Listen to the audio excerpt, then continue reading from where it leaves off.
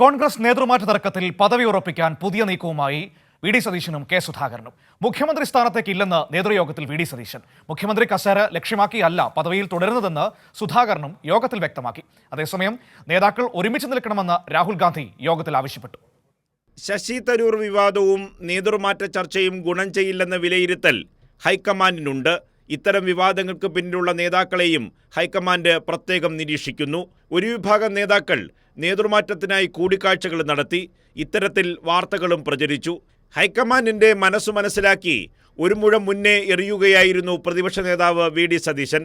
മുഖ്യമന്ത്രി സ്ഥാനത്തേക്കില്ലെന്ന് നേതൃയോഗത്തിൽ സതീശൻ പറഞ്ഞു. മുഖ്യമന്ത്രി സ്ഥാനത്തേക്ക് തന്നെക്കാൾ യോഗ്യതയുള്ളവരുണ്ടെന്നും സതീശൻ ചെന്നിത്തല അടക്കമുള്ള നേതാക്കളുടെ സാന്നിധ്യത്തിൽ വ്യക്തമാക്കി.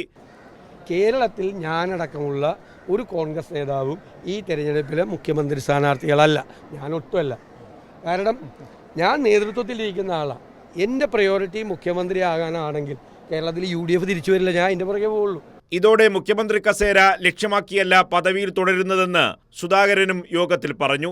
തുടർന്ന് നേതാക്കൾ ഒരുമിച്ച് നിൽക്കണമെന്നും നായകനാരെന്ന ചർച്ച വേണ്ടെന്നും രാഹുൽ ഗാന്ധി യോഗത്തിൽ മുന്നറിയിപ്പ് നൽകി. അതേസമയം ലേഖന വിവാദത്തിൽ തരൂരും ചെന്നിത്തലയും തമ്മിൽ നേരത്തെ തന്നെ കൂടിക്കാഴ്ച നടത്തിയെന്നതാണ് വിവരം. ഇരുവരും തമ്മിൽ പരസ്യപ്പോര് ഒഴിവാക്കാനാണ് ധാരണ. ഹൈക്കമാൻഡുമായി നടത്തിയ കൂടിക്കാഴ്ചയിൽ ഇരു നേതാക്കളും അടുത്തടുത്ത കസേരകളിൽ ഇരുന്നതും മഞ്ഞുരുകലിന്റെ സൂചനയാണ്. കൈരളി ന്യൂസ്, തിരുവനന്തപുരം.